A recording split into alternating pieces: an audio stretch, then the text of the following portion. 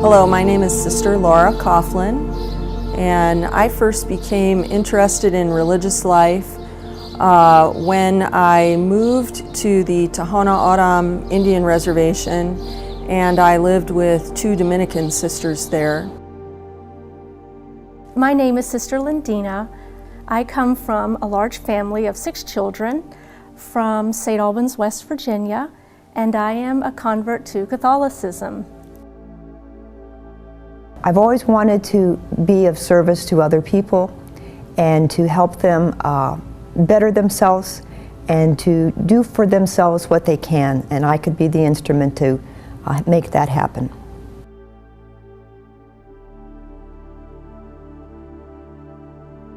I began to think about the possibility of a religious vocation when I was 10 years old, and I wasn't a Catholic yet.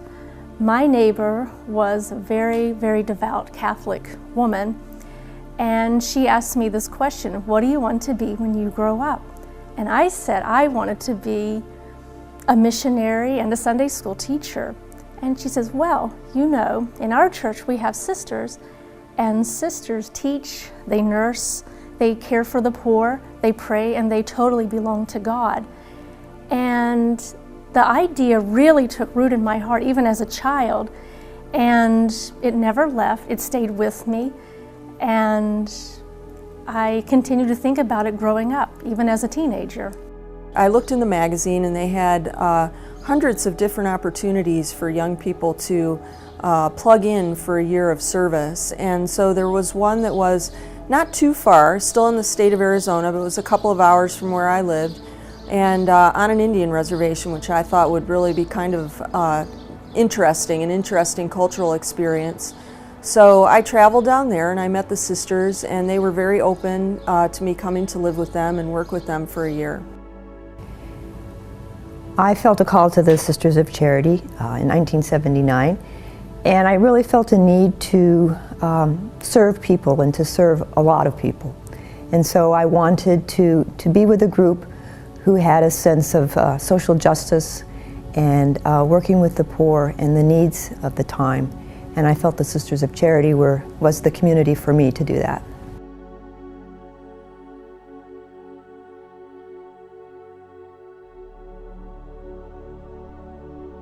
That experience really kind of changed my life.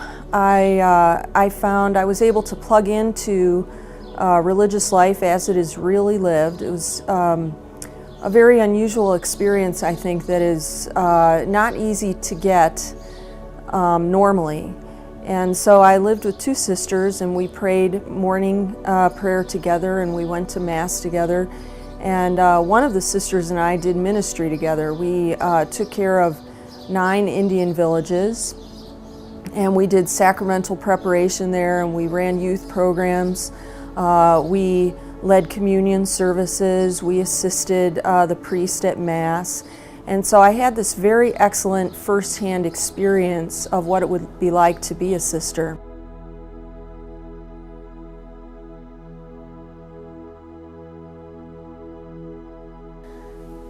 I visited religious congregations, but found that none of them were the right fit for me.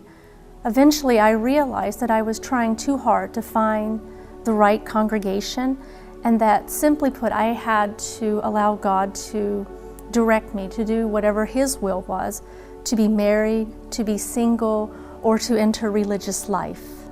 As a child, I would walk with my father out into the cotton field, and he would, a little cotton plant would be coming up, but it was having a hard time coming up, and I remember him reaching down to move the pebbles and the dirt clods away from the plant so it would have an easier time of coming up. And that really spoke to me later in life. When I remember that situation, I recall what a great gift that was that my father gave me, of how to care for the earth, how to care for creation and plants, and also how we cared for animals on the farm that I lived on with my family. Just watching my family, my brothers, my sister, and everybody be involved with the care of the farm, the family, the things that we raised. And as I look back, faith was in that. God was in all of that. If you're considering a vocation to religious life, simply open wide your heart and to be not afraid, and that if you simply trust in God and His will, you will do great things for the Lord. And why I use that phrase is because a person who particularly influenced me in my vocation was not only my godmother and my home parish priest, but also Bishop Schmidt, who recently passed away about a year and a half ago.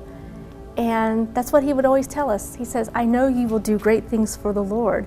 And I have always remembered that phrase when I come, when I'm concerned about something or what's the next path I should take.